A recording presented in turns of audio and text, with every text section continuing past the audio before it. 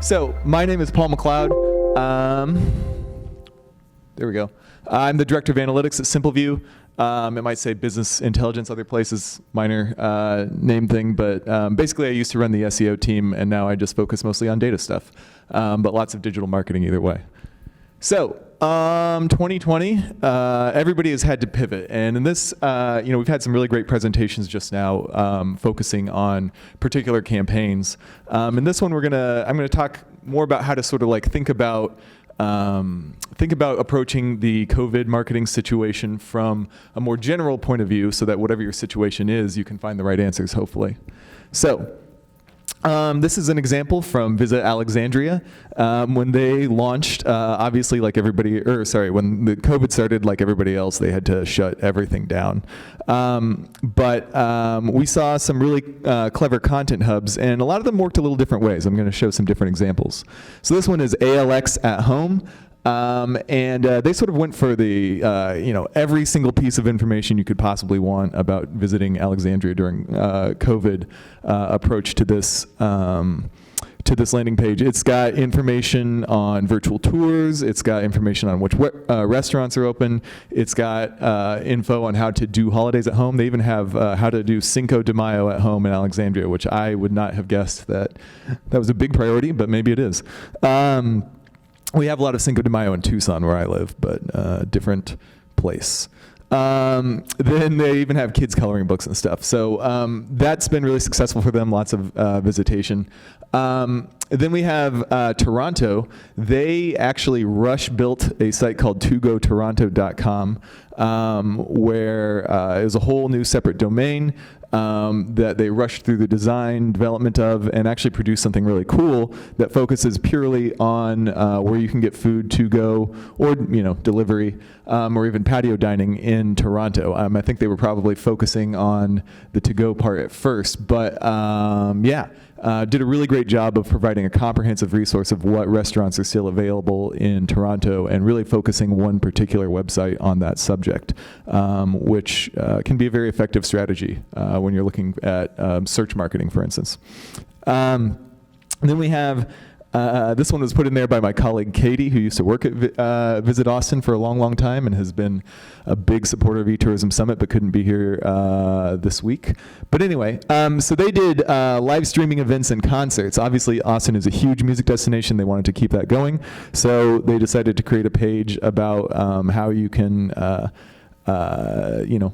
keep participating in that while the coronavirus pandemic is going on. And this one is interesting because obviously there's very little economic impact from running a streaming concert in your destination, if any. So it's really more about reach and a way to keep people engaged with the brand and the idea of the destination, even when they can't actually visit it. And a similar approach here with, this is Visit Lexington, where you can actually Zoom with a horse. They had a Zoom meeting with a horse, which is also a sentence that means something way different now from what it probably would have 10 years ago. And then you could take a virtual trip to the bluegrass state as well. So again, just ways of keeping your audience engaged even while you wait for coronavirus to to allow people to travel. Now, obviously, we're a little bit further into the response to the disease now. By the way, did anybody hear this morning that we might have a working vaccine coming soon? That's pretty cool. So maybe things like this that are just keeping the audience engagement up during the shutdown are not as big of a deal now, but that's destination specific, as we'll see. So that's just a quick preview of some of the ways people have approached the problem. But if you're thinking about, for my destination, for my attraction, for my whatever tourism business I'm doing, how do I respond to the specific circumstances that confront me? There are really a lot of different data sources out there that you can use. One that we find really useful is a dashboard that Google set up for us because we're an agency on the PPC side for a lot of different destinations, where they gave us a little pulse of 1 day, 2 days, 7 day, 14 day, and 21 days for a whole bunch of tourism-related topics. So in this one, you see that at the top of the 21 and 14-day trends was activity and theme-based cruises.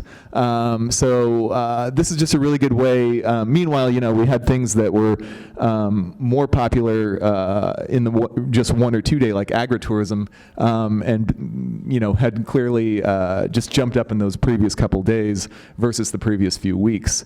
So it's a really good way to sort of keep track of what is the top of the funnel user interest in tourism for whatever topic might be relevant to me. And really the thing to keep in mind as you're looking through these data sources is which part of the funnel which they really reflect. So when you're talking about people searching on Google for tourism-related keywords, that's really, just the very top. They're starting to think about these kinds of things. I mean, it depends. Maybe if you're searching for luggage you're ready to buy. Then you've got some information from TSA. So this is something we collect and publish in a dashboard on our site from official TSA information on how many visitors they're getting through the airports, through security really, each day. As you can see, it was real bad in the middle of April. I think we all know that. But now we're up to about 40% of regular numbers. And furthermore, I don't have an example here, but you can get some information like this for individual airports, which really matters if you're trying to figure out, okay, what's happening in the Orlando airport versus nationally. And it's going to be way different. We have a different dashboard on our site that shows it for the top 30 different airports in North America, and you can see how that's changing for them, and also which feeder markets they're coming from. Another one, this is data from our referral engine, Book Direct, which shows for 2020 versus 2019 what the number of hotel referrals are over here, and then the average days in advance on booking searches over here. And I found this super fascinating. First of all, that the blue line you see on the left, basically parity year over year until the shutdown. Then obviously people just stopped referring to hotel sites. Nobody's surprised to hear that. But then actually it came back and has continued to be above previous levels in terms of how many people are referring to destination websites. So it's not that hard to get a hotel referral these days. They're a worthy goal to pursue. But at the same time, the user behavior really changed when you see the average days in advance. So normally, the yellow line is up high at the beginning of the year as people are planning for the summer way out ahead. And then it goes down as you get closer to summer and you have last minute planners like me who are looking like tomorrow what hotels are available. But of course with coronavirus, the average days of in advance spiked because everybody's still maybe doing some searches, not as much, but when they are, they're doing it for way out ahead when they might be able to travel again. And then as the referrals came back, you see they're doing way low, shorter windows than they used to. So you can see people are sort of staying on their toes, planning quick vacations, probably less far away, as they get the chance and see the opportunity to get some travel in. And then you have paid sessions. This one is not broken down by region, despite what the slide says. But this is an aggregate we keep of paid search sessions across about 230 different DMO sites. Just to show the volume. So obviously, when the coronavirus hit, everybody wisely pretty much turned off their paid search, and it's been coming back though since then as different destinations see an opportunity. Some of that initial spike you see there, when you do break it down by region, you can see it comes from the south, where people in those periods, that was in May, were seeing, hey, we don't have a lot of coronavirus here, let's reach out and let people know they can travel. Then of course, they did have coronavirus. Same thing happened to us in Arizona, and you can see that they started to fall off. Of course, just knowing about these industry trends, whichever tool you're using is great, but knowing how you compare is even more important. So, if we can show you, this is for all sessions now, what happened on DMO sites. You can see we're just getting back close to parity here at the end of the year, although the election was screwing with it last week, so we'll have to see what that looks like this week. But it's not really important to be able to compare yourself as well. So we've been creating these dashboards for clients where they can compare their year-over-year growth versus the industry versus just their region, in this case the South, or versus a comp set of a specific subset of destinations, and we can look at sessions, we can look at organic search, paid search sessions, and also different content types. So like in your region, are more people going to outdoors pages than they used to be or not? In your comp set, are they going back to more outdoors pages than they used to be or not? If you are, and we can also start to break it down by where those users are coming from. So in Google Analytics, you get a nice long list of thousands and thousands of cities that the users visited your site from, and it can be a little bit difficult to figure out exactly how far away they are. So we've been sucking all those out, doing some calculations to figure out how far away those users are from the destination they're looking at the site of, and then saying, okay, if they're an hour away, they're locals or less. If they're 1 to 4 hours away, they're drive, and if they're farther than that, they're fly. And that gives you a much better idea of what your audience is looking like as time goes by. And that's, again, something you can't really see directly in Google Analytics, so it's nice to pull it out, do that calculation, and then visualize it for people. If you are a DMO and you're interested, here's the information on how to sign up, but I'm running out of time already, so I'm going to just keep going. Anyway, so now I want to talk about a few more of these campaigns and how they've been doing. Once we use some of those tools to try to plan out who we're trying to reach and how, what kind of message they need and all those sorts of things. So one, Traverse City, back in the news, we did a summer campaign that we helped them with. They wisely, of course, turned off their paid media pretty much as soon as the shutdown happened, but then right after Memorial Day, they decided to launch it back on. And looking at June to August, by focusing on hotel referrals in particular, they were able to get their website traffic up 100% in June year over year, which is pretty wild. If you look at those session numbers I was showing before for the industry as a whole, still well below 2019 levels. More importantly, they had a 130% increase in hotel referrals through the summer, and some hotel partners were even telling them they had a better summer this month than in previous years. So Traverse City, and they did a lot of work to really focus on particular KPIs in terms of user engagement and referrals in order to try to generate as much value out of this traffic as opposed to simply reach. Then Panama City Beach, maybe somebody from there will be here this week, but anyway, they have an annual festival they do called the Pirates of the High Seas Fest. That was obviously canceled in October this year, so instead they did a virtual event.